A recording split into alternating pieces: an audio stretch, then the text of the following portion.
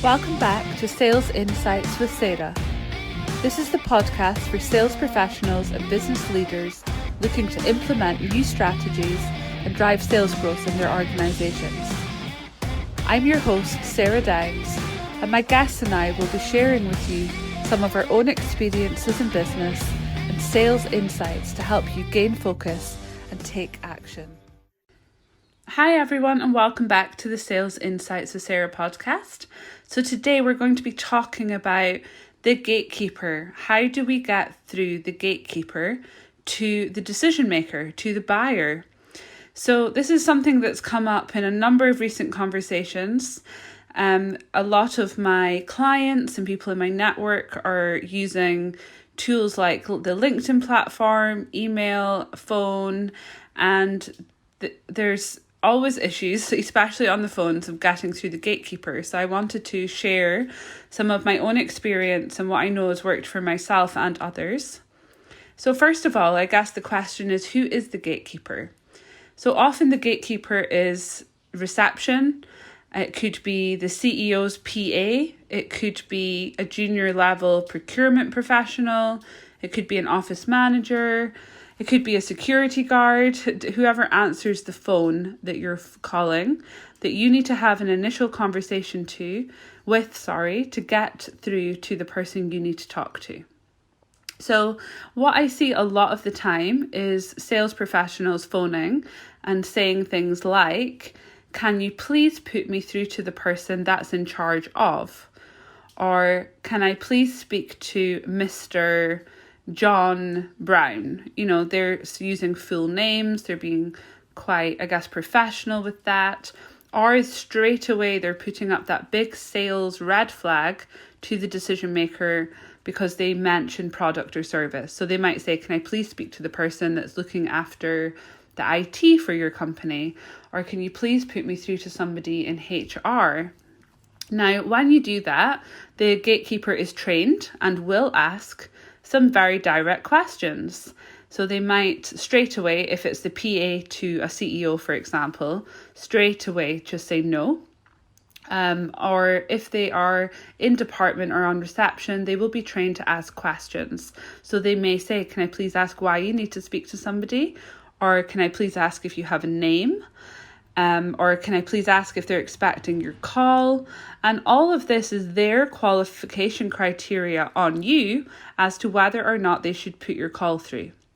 But what I've learned over the years is the gatekeeper is, yes, worried about putting through the wrong call, but what they're also worried about is not putting through the right call.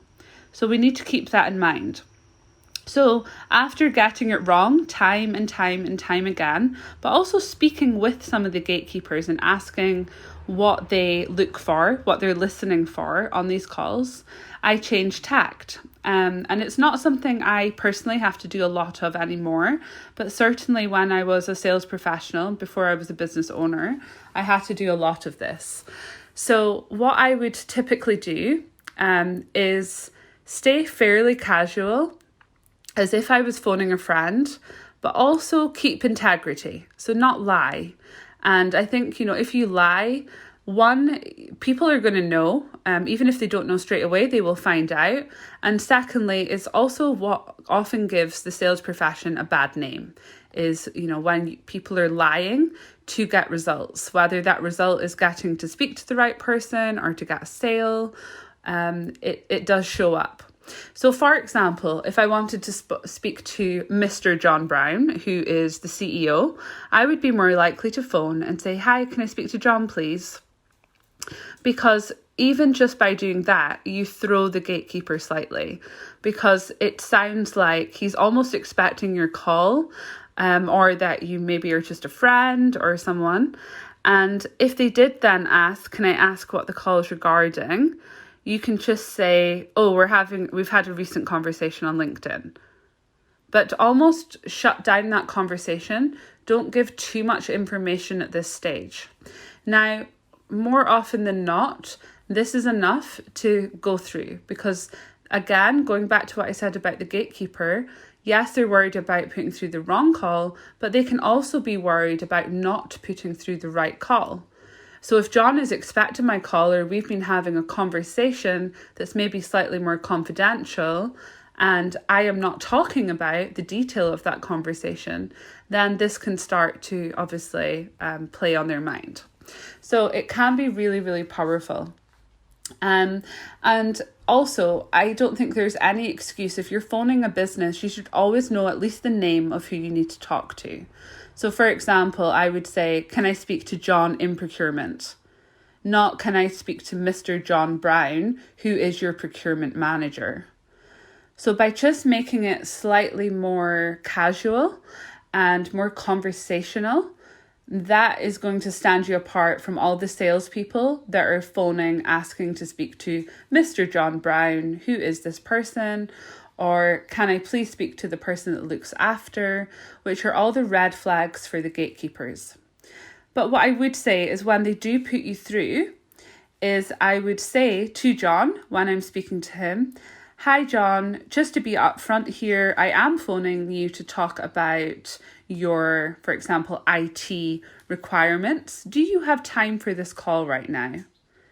So as I would do with any call is ask if this call is not diarised and this call is not expected, I would always respect that they're a busy professional and they might not actually have time to talk to me right now. This helps to, one, build rapport, but also build respect. They understand you're respecting their time, which is very important. So by saying something quite clear like that, so there's integrity, you're being truthful, you're being honest, you're saying, yes, this is a sales call. I want to talk to you about a particular challenge or part of your company, but actually I'm going to ask you whether you, one, have time for this right now.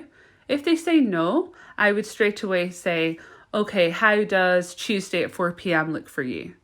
So not I will phone you back later, but actually get something solid so that when you phone back, you can then say, he's expecting your call. So it's really simple stuff, guys, but it's something I see time and time again when I'm shadowing salespeople, even when I have salespeople phoning my company when I'm the buyer.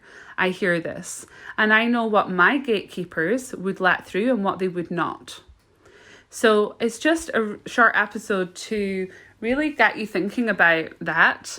I would also love to hear some of your own stories. So please feel free to send me a message on LinkedIn or email. You'll see my contact details below. And I would love to hear some of your own experiences. We've all got it wrong. We've all had it terribly wrong before. And we've probably all had the phone slammed down on us. But, this is really for those of you that are new to picking up the phone. Do your research first. At least know who you need to talk to and why you need to talk to them. Understand the value that you can add to the conversation, not just to their company in the first steps. Be casual, not formal. This will help because it's more conversational and it will build trust faster. And be respectful and show integrity. So hopefully that helps, and I'll speak to you all next week. Take care. Bye. Thank you for listening to the Sales Insights with Sarah podcast. Remember to subscribe if you haven't already so that you are notified of every new episode. If you could take a few minutes to leave a review, it would be greatly appreciated. See you next time.